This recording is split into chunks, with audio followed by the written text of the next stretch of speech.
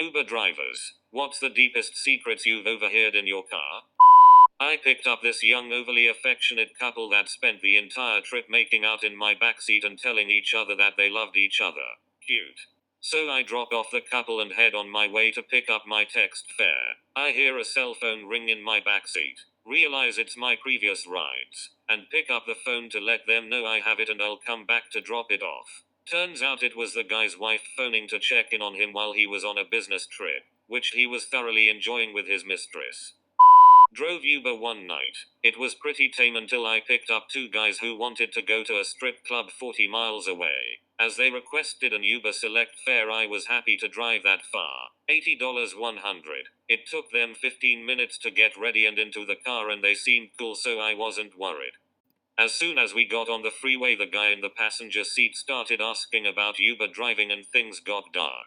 After a few minutes he started saying shit like, what would you do if someone just grabbed the steering wheel and ran the car into the median, and have you ever thought about what would happen if someone in the back seat tried to strangle you while you were driving? I got a little freaked out and tried to lighten the mood by asking what they were celebrating, etc. But the one guy just kept at it. I was happy to get to the strip club and get them the hell out of the car. Bonus was the bouncer at the club gave me $40 for dropping them off there. I never drove Uber again. Former Uber driver here. Picked a girl up, a sweet girl from a bar on a Wednesday night. Absolutely hammered. About 10 p.m. She got into my car, apologized for being so drunk and politely asked if we could just drive around a little while, with the windows down. I was prepping for a cleaning fee, trying to drive and pull a vomit bag out of the glove box. But no, she just did that airplane thing with one hand out the backseat window. She asked me if I had ever thought about dying, to which I replied, yeah, I guess so. That's when she told me that she had cancer. It was in her brain and it was too far gone to consider chemo. I remember my heart just pounding. She told me she was dying and she was going to be okay. Tonight she was celebrating with her work friends who threw her a going away party. She told them she was taking a position abroad. I just didn't tell them that abroad was heaven. Jesus Christ. I turned off my app and cried my ass all the way home. I am not an Uber driver, but I have one that was told to me. This driver told me that he picked up his last fare for the day and it did not have a final destination. The dude gets in the car coked out of his mind yelling on the phone. The guy says drive to Vegas. Here, and the guy tosses $500 bucks at him. That is on top of the Uber fare, which apparently was surge pricing. So the guy drives him to Vegas. From Los Angeles takes about 4 hours. The whole time the guy is talking, yelling on the phone to his mom. They get to Vegas and he drops the dude off at some mansion where his mom is outside waiting to yell at him. Apparently the guy forgot about giving him the cash because he tossed another few $100 at him. Got out of the car and split. Picked up a girl mid-Saturday. She was a bit upset and a little teary and opened up to me. Turned out a business she had started was failing and she was in debt and had turned to stripping on the side to cover the bills. She said the pay was good, but she kept getting really sick from all the booze she felt obliged to drink. Part of her job was making guys spend money at the bar. She hated it and felt trapped and kept asking me what I would do in her situation. I'm a guy, so kind of hard for me to answer.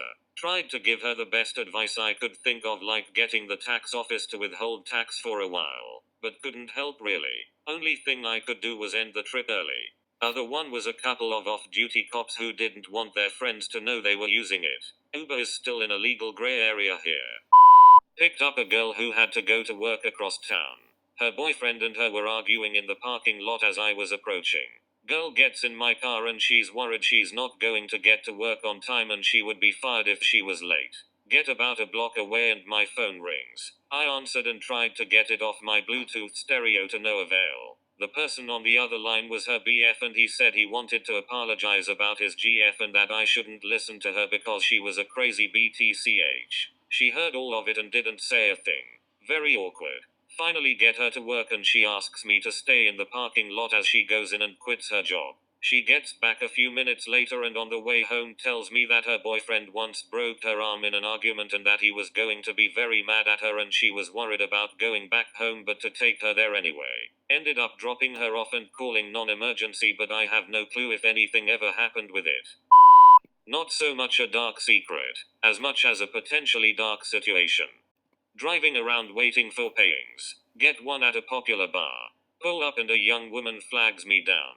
Gives me her name. Asks for mine. I'm her ride. Easy enough. There's a guy with her. They are both quite drunk. She says goodnight to him and gets in the rear passenger side door. Homeboy isn't having it. Decides he's coming with. Starts trying to convince her. Despite her saying she has work early. Wants to get to sleep. But he's not taking no for an answer. It's getting a bit weird as he's getting more and more pushy aggressive about it. To the point that she's clearly uncomfortable. I step out of the car and say over the top of the car, hey man. If she says you're not getting in the car, you're not getting in the car. He looks over at me with hate in his eyes. I'm a bit tense, not knowing this kid's deal.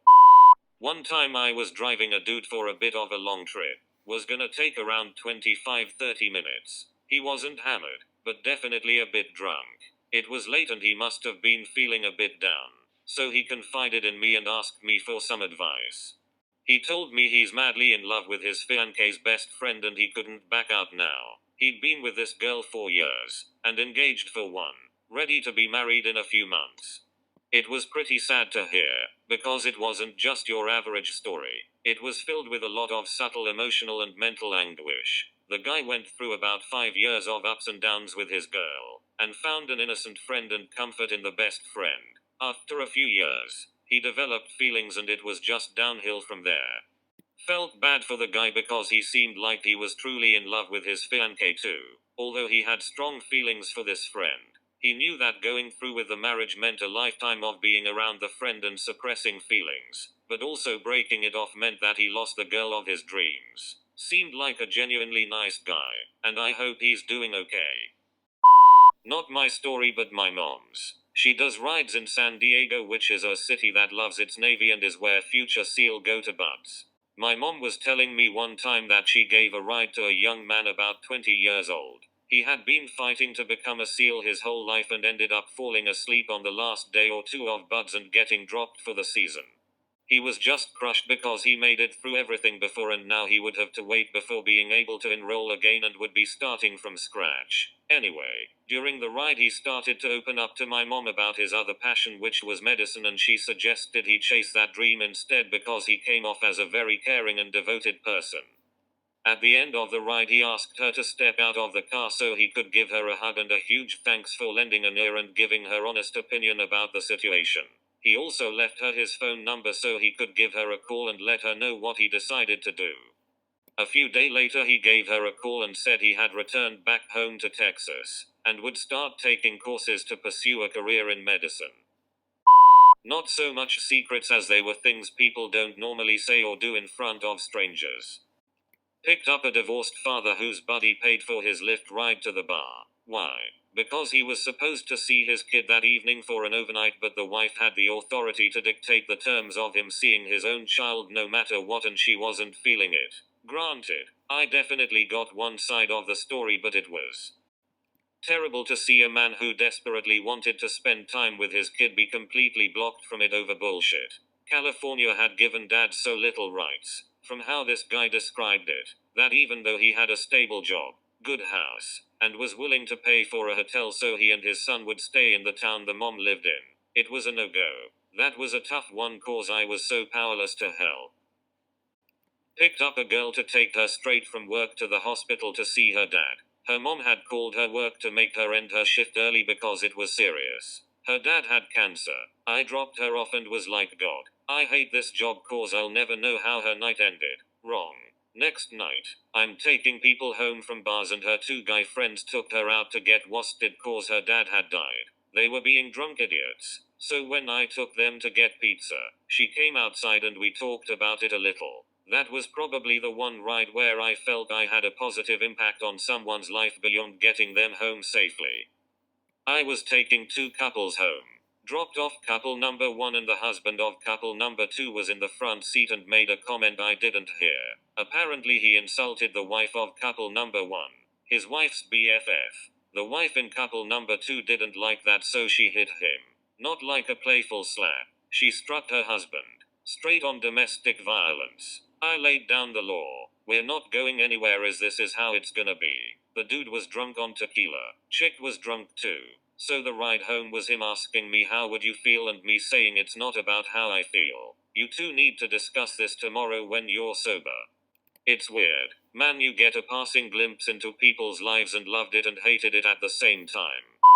My husband had a couple that broke up in the backseat of his car while driving for Uber. The woman made fun of her boyfriend's ex, and was talking about how she had bad teeth. The boyfriend said her teeth were fine and that she was being really judgy. She then asked him if he was still in love with his ex. He thought for a moment, said yes, and she started crying. There was some kind of confusion about where to get dropped off since she just wanted to go home and he wanted to go somewhere the opposite direction. Super awkward for my husband.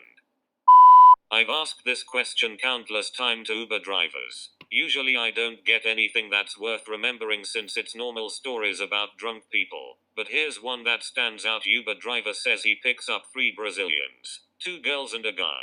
He said all 3 were attractive. One of the girls and the guy start making out. Not that unusual per the other stories here, but the story takes a turn when the other girl in the car, the one not sucking face, tells the driver that the couple making out are twins, brother and sister. She said they do that when they get drunk together. He said it was the purest form of narcissism he's ever witnessed. Thank you for watching and don't forget to subscribe.